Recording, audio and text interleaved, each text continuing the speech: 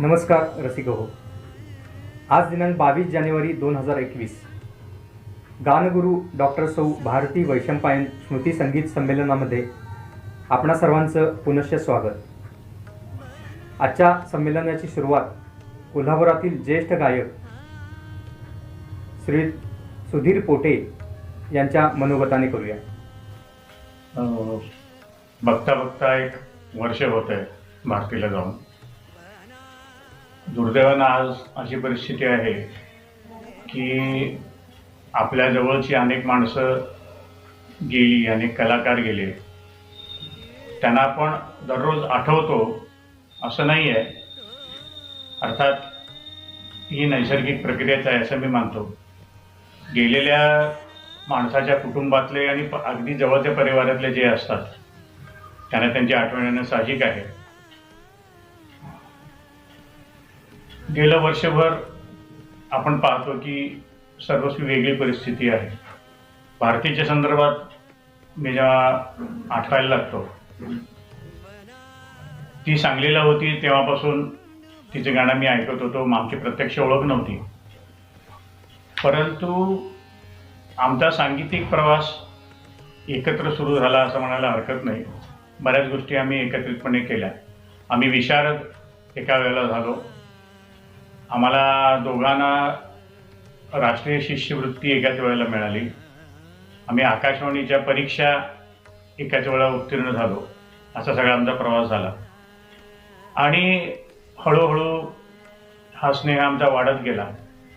तिने जेव्हा विद्यापीठाची जबाबदारी स्वीकारली आणि अतिशय चांगल्या नव्हे तर उत्तम प्रकारे तिनं ती पार पाडली.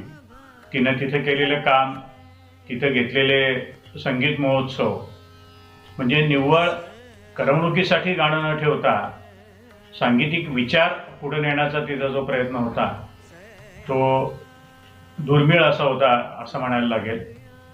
आणि ह्या सगळ्या जबाबदाऱ्या पेलून, कौटुंबिक जबाबदाऱ्या पेलून, वेगवेगळ्या गुरूंच्याकडं गाणं शिकून त्याचं एक रसायन करून ते छान प्रकारे मांडणं आणि तो विचार आपल्या विद्यार्थ्यांना योग्य प्रकारे पोचवणं आणि तो पुढं नेण्यास मदत करणं हे तिचं जे काम आहे हे खरोखर अतुलनीय असं आहे. मी म्हणेन तिनं घालून दिलेले धडे तिच्या विद्यार्थ्यांना तर उपयुक्त होतीलच, परंतु आम्ही ज्या मैफिली केल्या एकत्र, अनेक सांगीतिक प्रकार आम्ही केले, वेगवेगळ्या संकल्पनावर आधारित कार्यक्रम आम्ही केले, तेव्हा तिचा विचार, तिचं गाणं हे जे आम्ही एकमेकात ठरवलं होतं ते पुढं नेण्यात त्याचा फार आम्हाला उपयोग निश्चितच झाला. आणि त्याची आठवण तर येतच राहील. जेव्हा जेव्हा सांगीतिक विचार काही होईल, काही रागाचा विचार वगैरे होईल. जयपूर संमेलन आम्ही जे 1-2 वर्षापूर्वी केलं तेव्हा तिचं अतिशय मोलाचं सहकार्य आम्हाला मिळालं. तर ह्या सगळ्या आठवणी आमच्याबरोबर कायम राहणारच. तिच्या आठवणींना माझी विनम्र आदरांजली. आणि हे आता युवा संगीत महोत्सव ह्याचा हा जो होतोय त्याला मी शुभेच्छा देतोच आहे, परंतु माझी अशी इच्छा आहे आणि विनंती आहे आयोजकांना की निव्वळ गाणं न करता सांगीतिक विचार आणि सांगीतिक प्रवाह कुठल्या प्रकारचे आहेत ह्याचा धांडोळा घेऊन नवीन शिकणाऱ्या पिढीला काहीतरी तुम्ही देण्याचा प्रयत्न जरूर करा.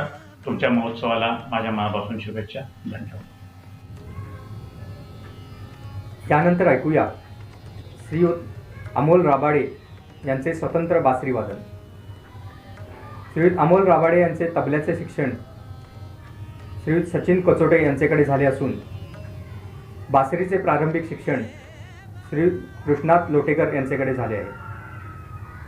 सध्या ते पंडित राजेंद्र कुलकर्णी यांचे मार्गदर्शन घेत आहेत. संगीत कार्य सिद्धगिरी गुरुकुलम येथे संगीताचार्य या पदावर ते कार्यरत असून नादब्रह्म संगीत विद्यालयाच्या माध्यमातून ते विद्यार्थ्यांना अध्यापनाचे काम करत आहेत. त्यांना आज तबला साथ करत आहेत श्रीयुत प्रसाद लोहार. प्रसाद लोहार यांचे तबल्याचे शिक्षण श्रीयुत जितेंद्र भोसले मिरज यांच्याकडे सुरू आहे. ऐकूया श्रीयुत अमोल राबाडे यांचे बासरी वादन, राग पुरिया धनाश्री. यानंतर ते सादर करतील राग मिश्र खमाजमधील एक धून.